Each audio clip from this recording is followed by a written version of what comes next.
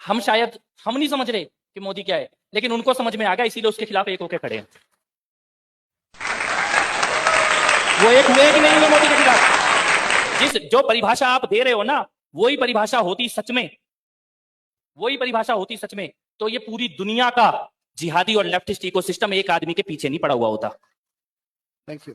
हमें समझ नहीं आया, लेकिन उनको समझ में आ गया है।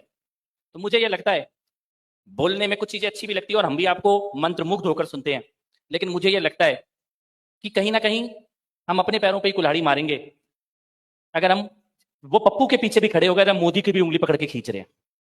मुझे ये लगता है, और बार बार क्योंकि ये प्रयास हो रहा है, इसलिए मैं ये कहना चाहता हूं, शायद यहां बैठे हुए ये बड़ा चटकारे लेने में बड़ा मजेदार है। मोदी को बोल दो, कुछ लोग तो योगी को भी बोलते हैं। एक हमारे उधर बैठे हुए हैं, वो रोज सुबह उठ के योगी को ही गाली देते हैं भगवा पहन के।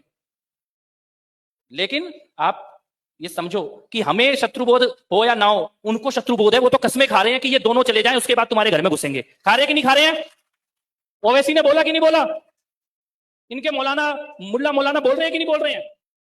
क्यों बोल रहे हैं? उनको पता है कि दीवार बन के कौन खड़ा है, लेकिन हम कह रहे हैं इस दीवार पे पहला छेद हम ही करेंगे। अरे वो तो पप्पू के पीछे भी एक होके खड़े हैं कि नहीं खड़े हैं? वो मुल्ला मुलायम के बेटे के पीछे एक होके खड़े हैं। वो धर्म परिवर्तन कराने वाली जो आंटी बाहर से आई है, उसके बेटे के पीछे एक होके खड़े हैं। वो वायनाड में 40% मुसलमान है और ये पिंकी को वोट देंगे। अभी देंगे कि नहीं देंगे? वही आदमी कश्मीर में वोट मांगने गया, कह रहा बाहरी राज्यपाल गवर्नर बाहरी है, और वही आदमी केरल में अपनी जिस बहन को भेजा है वो केरल की है, लेकिन वो एक है। उन्हें पता है ये खाली इस आदमी को हटा दो, लेकिन समस्या ये आ रही है कि हमारे में से भी कुछ कह रहे हैं कि इस आदमी को हटा दो। मैं कहता हूं तुम जल जल के मर जाओगे, हम जलजला नहीं रुकने देंगे। तुम जल जल के मर जाओगे, हम जलजला नहीं रुकने देंगे। वो देश नहीं झुकने देगा, हम उसे नहीं झुकने देंगे।